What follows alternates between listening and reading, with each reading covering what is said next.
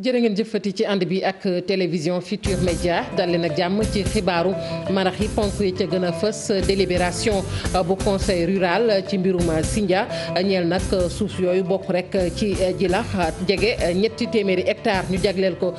groupe bu Sedima jaaru ci yoon bu ñu sukkandikoo ci maître Boukounta Diallo la mu xamle moom avocat boobu nag mooy boobeeb délibération sax mënees na kaa songu ca cour suprême lu soxal kon suuf yooyu ñuy wax ba tey waa commune bu Sindia ña ngay wëy di yëglu ni ki sànq nag ñi ngi doon amal ab manifester doxu ñaxtu bu yaa la ñu daal di amal rek di mettitlu lu ni mel nee na nag titre foncier di këyit googu nga xamante ne moom la groupe Sedima yor ne mooy borom loolu bëgguñu koo dégg suba bëgguñu koo dégg ëllëg leneen tamit la ñu ñaawlu rek mooy li ñu leen beddi ci waxtaan yi nga xamante ne nag door na ci diggante ñaari parti yi ak jëwriñ ji di Abdou Karim Fofana jaaykat ya nekk ca marché HLM 5 xam ngeen ni dibéer yi nag dañu koy tëj ci jaba yëpp ngir mën koo setal rawatina ak ci jamonoy mbas mii ñu ne loolu nag dafa mel ni njaaykat yëpp ànduñu ca marché HLM ñenn ca ñoom nag xëyoon nañu fa ne tegg dogal ba waaye maanaam takk der yi jot nañu jëflante ak ñoom opérateur chinois yi nag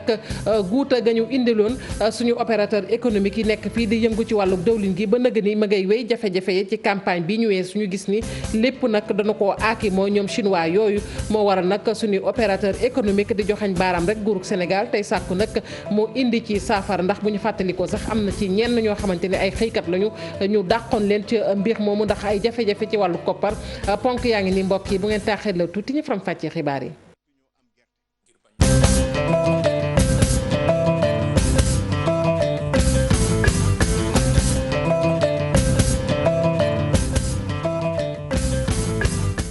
daleen jàmm ci xibaaru marax yi ñu dooree ko rek ci tënk ak wàllu paas yi nga xamante ne nag war naa yokk la ñu wax lu ko dooree talaata ji lay doon mu nekk nag paas yu bus tata yu aftu kon talaata yemook fukki fan ak ñeent ci weeru sulet ci la ñu fas yéene kon yokk paas ya lu gàtt-gàtt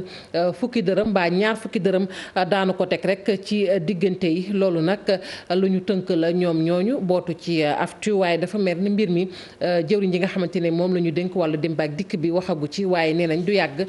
dana addu ci mbir moomu waxoon nañ ko ci ndorteel yi muy délibération bu conseil rural bu Sindia mu soxal nag suuf soosu nga xamante ne jege na ñetti téeméeri hectares ñu jagleel groupe Sedima te mu bokk nag ci suufu sa Djilakh loolu nag ñu ne booy xool teguwul ci yoon maître Boukounta Diallo moom moo ko xamle avocat bi mu teg ci ni boobépp délibération sax mënees na kaa song ca cour suprême moo nekkoon ganuk grand jury ci rajo Futur Média ñu teewlu ko. C'est frappé d'illégalité et ça peut faire l'objet d'un recours devant la Cour suprême. Délibération bi nga xamante ni conseil rural bu Sindia def na ko dama jàpp ni jaarul yoon ndax conseil rural bu Sindia dafa def délibération bi nga xamante ni nag dafa weesu ci li nga xam ne nag foofu la ko yoon may dem ba laal suuf yi nga xamante ni dafa bokk ci commune Ndiaganiao te loolu mën nañ ci def ab recours yóbbu ko ca Cour suprême ngir mu àddu ci fi nga xamante ni nag am na problème ci dossier bi mooy bi nga xamante ni Sedima dem na wut ab droit de propriété fi nga xamante ni nag yoon daf ko mayoon kese mu def ko ab droit d'usage lu gën a garaaw itam ci mbir mi mooy bi nga xamante ni directeur bu Sedima di Babacar Ngom bi mu ñu waxee ni moom droit de bail bi dafa doon loo xamante ni daf ko doon coûter weer bu jot fanweer ci ay millions ci suñu koppar mu gis ne nag métti na ci moom lool mu dem wut li nga xamante ni moom mooy titre foncier dem ngir sàkk ko ci nguur gi ngir mu jaay ko ko te waxul sax ban prix la ko nguur gi jaayee te loolu sax état mënu ko def man dama jàpp ni combat bi nekkul combat Djilakh kese ak Ndingler wante combat bépp citoyen la bi nga xamante ni dafa bëgg défendre lii nga xamante ni mooy sunu patrimoine national. On ne devient pas milliardaire sur simple décret du président de la République et ça doit cesser. nangook combat boobu sax di xeex bi jeexagul ndax gis nañu ne ba tey askanuk nag Sindia ña ngay wéy di yëglu ci suuf soosu nag ñu ne dañu koo jagleel groupe Sedima te teguñu ko ci yoon ndax titre foncier bi nga xamante ne sax groupe Sedima moom la yor jamono ji loolee la askan wi bañ a dégg leneen nag la ñu wax mooy waxtaan wi nga xamante ne kon sóob nañ ko jëriñ ji di Abdou Karim Fofana di ko seq ak ñenn ca ñoom ñu ne nag ñoom dañu leen taa beddi moo waral tey ñu xëy def doxu ñaxtu bu yaatoo yaatu Abdourahmane Diallo. benn pàcc ci ñu dëkkee Jilaax daal di wàcc ci tali bi li ñu bëgg mooy ñu delloo leen suuf si nga xam ni dañ ko jox waa Sedima ñoom it ñuy ñaawlu tamit taxawaay mairie Sindia bi ci mbir moomu. du commune de Sindia mooy décider population bi te boo xoolee lépp commune de Sindia mooy jël ay décision am ñëw imposer ko population bi instant yi nag affaire bi dafa jeex bu ñu defaree forage bi fii nii ñun mun nañ béy lépp lu Babacar Ngom lu Sénégal di soxla lool noonu ci suuf si ñun mun nañ ko béy àll bi yëpp dañ koy béy li ma dégg muy courant ak ndox ak tali ñun xaaruñu ko ci benn nit. fi mu ne nii nag nguur gaa ngi waxtaan ak ñenn ñu seq mbir mi ñu duppee suufu Ndengeleer waa Jilaax di xamle ni waxtaan yooyu boole ñu leen ci. mbir mi ba mu amee ba léegi ministre Abdoulaye Fofana mi ngi ciy dox ay tànku jàmm ak ñeneen ñi ak waa Sedima te ba léegi impliqué wul population wu Jilaax dañu ne nag fii li fiy tukkee li nga xam ne mooy tukkee ci négociation boobu ak lu mu mën a doon engagé wul population wu Jilaax bi. ñi dëkkee Jilaax nekk ci commune Sindia di xamle ni manifeste bii nga xam ne war na am vendredi bi ñu jëm nii te aar duñu bokk taxaw ci dinañ ko fekkee loolu rek ngir taxawu seeni suuf.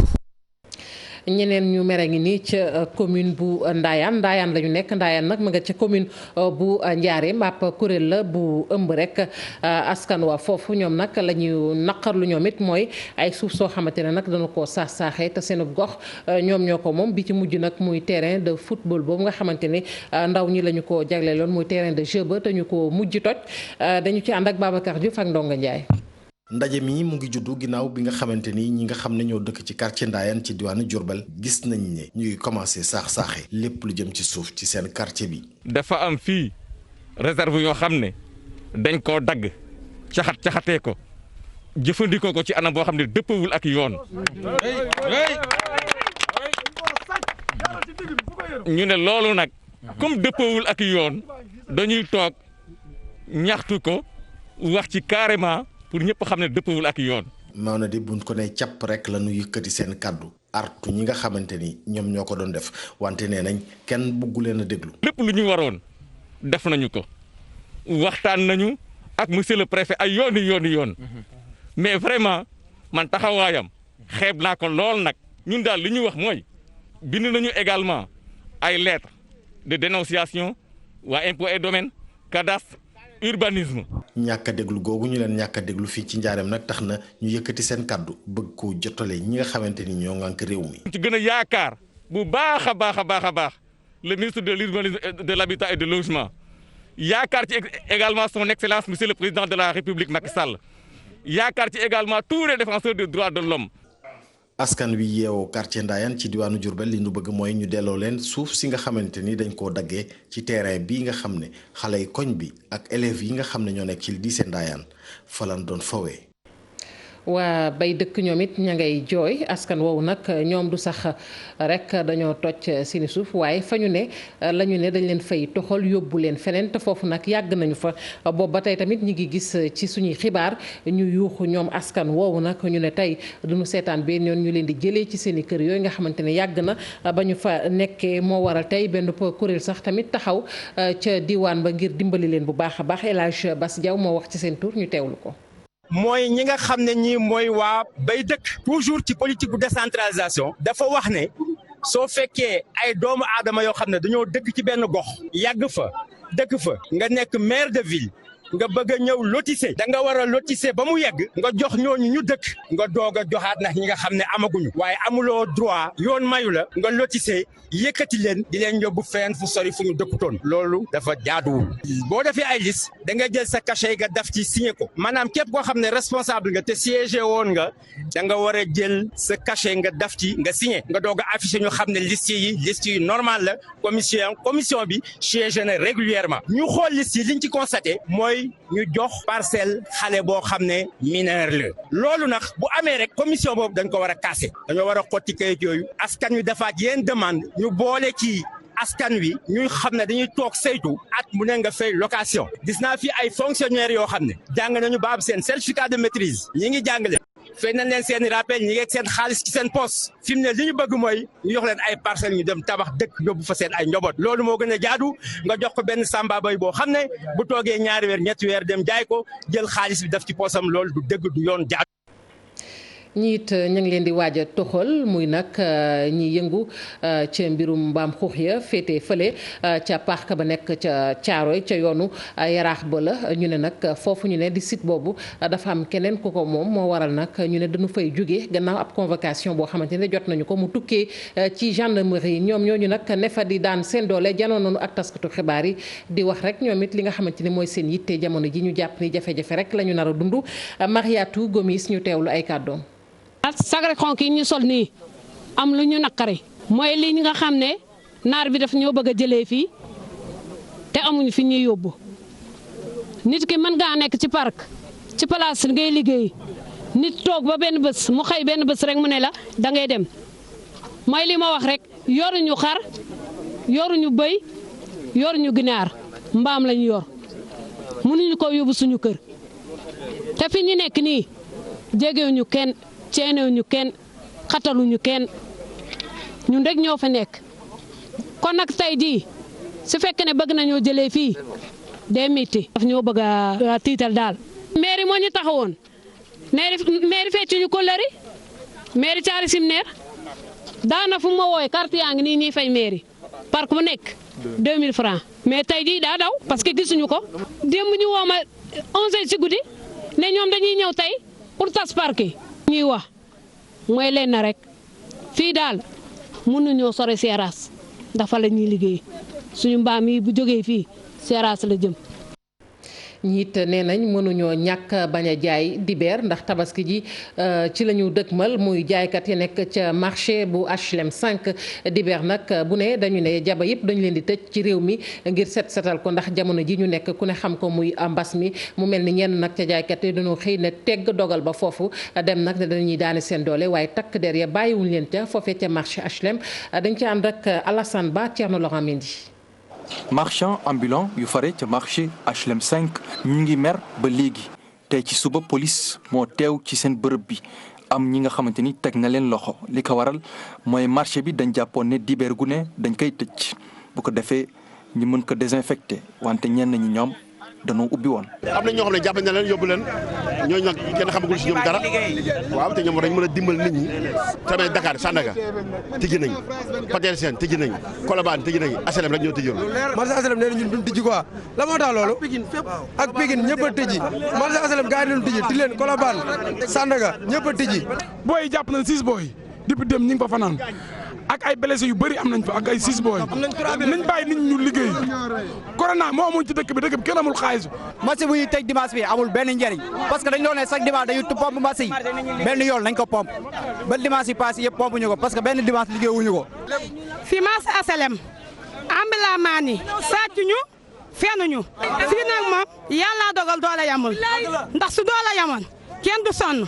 ñi ñàkk lañ sonal ñi am lañ aj àdduna nag du noonu yàlla mooy maye tey day neex. xolam tooy rongo ñi génn moom ak ñi nga xamante ni ñoo fi fare bañ li nga xam ne moom mooy kilifa yu fare ci mairie gi moom lañ leen defal mooy fexe ba jaay leen képp ki nga xamante ni am nga fi place lu toll ci 250 000 francs CFA. loolu arrangé wut ambulant yi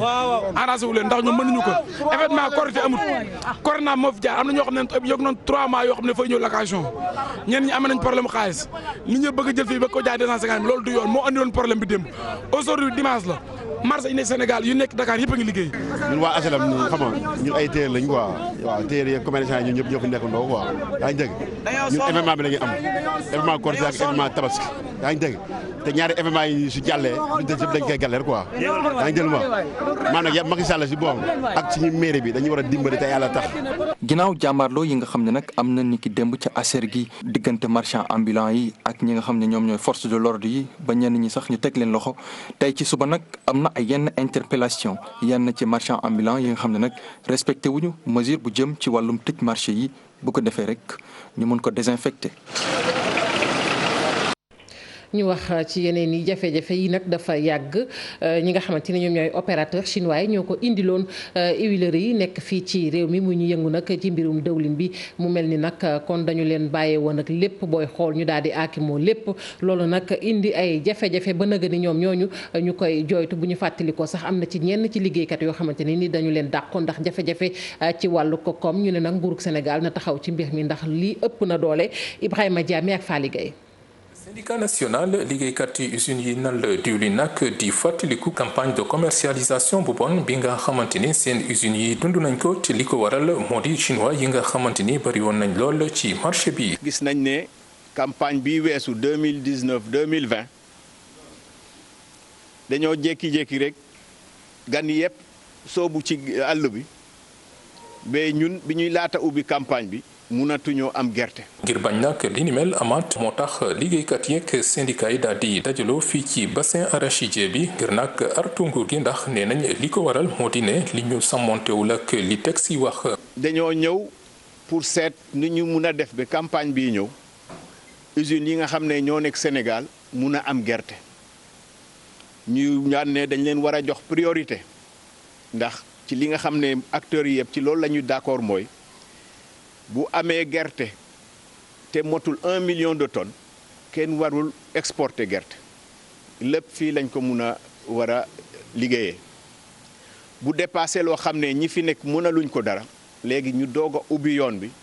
ñu def exportation. lu mu mënti doon nag njeexital situation bi ni mel nag liggéeykat yi yëg nañ ko bu baax a baax ndax ay agent yu bari dañ leen dàqoon. ren suñu activité li ci ëpp mooy demi dëj. liggéeykat yi sonn nañ feebar nañ ci seen mbir jàqale huileurs yi ñu fa daan liggéey ñu ci bari nekk ci ay contrat ñu nekk ay permanent usines yi tëj amatuñu liggéey yaakaar ba tas mu dee leen ay feebar yoo xam ne ñu ci bari dem nañu yomal xiyaam. campagne um jaayum gerte gi li nag ñu weesu gis nañ ne usines yi nal diwlin fii ci Sénégal boole ñëpp fanweeri junni tonu gerte kese la ñu amoon alors que exportation yi ñu ngi tolloon ci 200 junni tonnes. ay jafe-jafe ci wàllug koom ñeel nag chambre de commerce yu Sénégal gannaaw mbas mi ñu gis ni nag ba mu duggee ci réew mi ba tey ñoom chambre de commerce yooyu ñoom it ñu ngi jànkonteel ay jafe-jafe yu tar moo waral sax fële ca Matam ñu amaloon fa nag benn ndaje ngir xool yan matuwaay li ñuy jël daal ba mën a génn ca jafe-jafe yooyu ñàkkul sax ne daanu amal ak coppite ci wàllu woowee ndax Union nationale des chambres consulaires mi ngi liggéey ci loolu Ali Bandel Niang.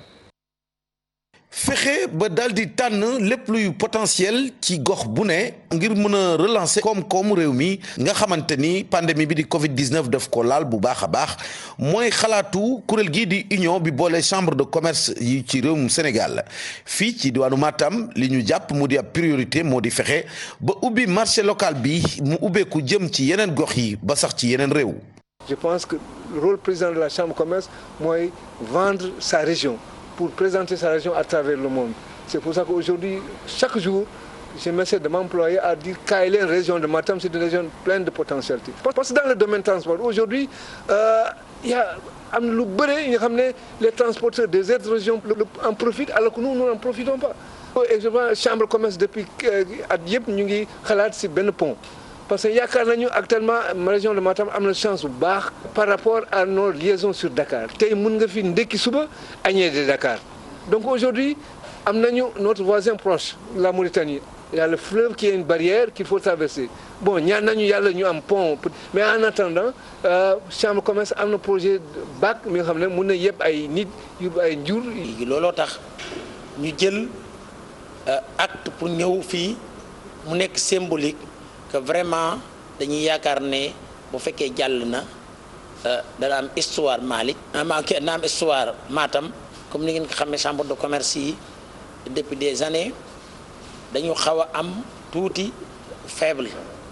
par rapport ak suñu nattangoo yi nga xam ni moom lañ nekk ci bitim réew mooy ñi nga xam ne nii sax ci sous-région yi Sénégal moo jiitu woon ci am ay chambre de commerce mais tey moo gën a dellu gannaaw ci chambre de commerce yi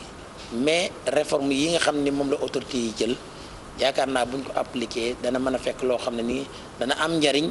amal njariñ les petites et moyennes entreprises yi nga xam ne nii amuñ possibilité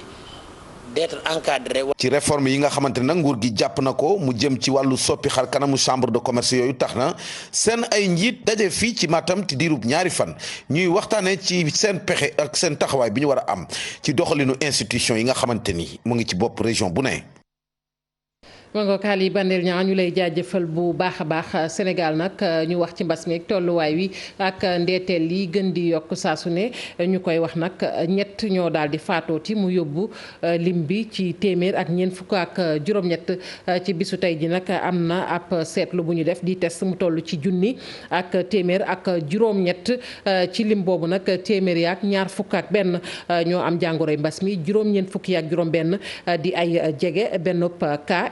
lu ko fi dugal la ñaar fukki ak ñeent nag bokk ci wàllante googu ñu xamul juróom benn fukk ak juróom ci aji tawat gi nag wér nañu ci bisu tey ji fanweer ak ñaar ci cas grave la ñu am Sénégal nag ba yëfi tàmbale ba tey ñi nga xamante ne ñoom la ñuy faj jamono ji ñu ne ci kër docteur yi toll nañu ci ñaari junni ak juróomi téeméer ak ñeent fukk. ñu daal di nag wax ci leneen laata ñuy jeexal muy vidéo bi ngeen di faral di gis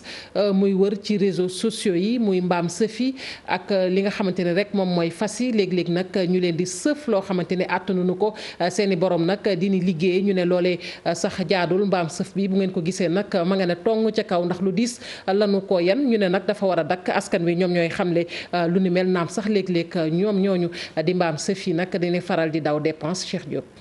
ku am bakkan attanul li vidéo bile daal di jur coow lu rëy ba tax itam dawalkatu saret yi le di ñaawlu bu baax lu ni mel. loolu moom rafetlu wuñu ko moom rafetlu wuñu ko wax dëgg yàlla ku yor mala moom da nga ko war a toppatoo di ko def lépp yëpp lu yem man moom noonu laay def du ma yeb mala di ko sof lu diis waaw loolu moom noonu laa ci jàng. ak bu dee ciment di 10 sac laay yeb wala 15 sac loolu mooy normal bi waaye nag boo jàppee une tonne xam nga daa mi fasam. daa am fas yoo xam ne attan nañ une tonne wala 30 sacs waaye nag am na yoo xam ne 10 sacs lañ tollool 50 birig yi 15 sacs waaye nag boo ko sarse ba mu ëpp du ko attan. mala yi lee yenn saa yi ñu leen teg loo xamante ni attanuñu ko monte ñenn seen ay borom ñoo leen di dawal loo xamante ni rek dañ ko mën a def seen ak gafaga. di nga gis fas yi mbaam yi muy mala yi amul benn considération bu ñu leen jox amul benn yitte bu ñu leen jox. te pourtant dañuy liggéeyal su tool yi dañuy soo xoolee saret bi jaaykat ndox la ça veut dire que mbaam bi mu ngi koy indil njëriñ mu ngi koy indil koom. moom boo ko yorul li nga war a am doo ko am kon da ngay def li nga xam ne bi teg ko ci yoon rek. ñi nga xam nag ñoom ñoo jëf ju ni mel mu mel ni rek yoon dafa war a teg ci ñoom yoxo ñooñu koy def dañoo xamul rek mais mala ku ko xam ko da doo ko teg yenn coono yi. non loolu moom baaxul moom loolu moom yéene xool rek waaye man moom sama alal moom du ma ko def loolu. bu ñu sukkandikoo ci ñi nga xam ne jot nañu weccante ak ñoom di sàkku rek ci ñi nga xam ne ñoom ñooy dawalkatu charrette yi nag ñu bàyyi xel bu baax a baax ci mala yi le ndax xotal ak itam sëf bi nga xam ne rek ñu ngi leen koy sëf mën a wàññeeku bu baax. mangook muy lu am solo sëf yooyu mën a wàññi ko bu baax a baax Cheikh Diop ñu lay jaajëfal leen yéen ñooñu fare woon ci machine bi ak ñi jàpp ci xibaar yi ba mu sotti rédaction bi dig na leen daje 20h xibaar yi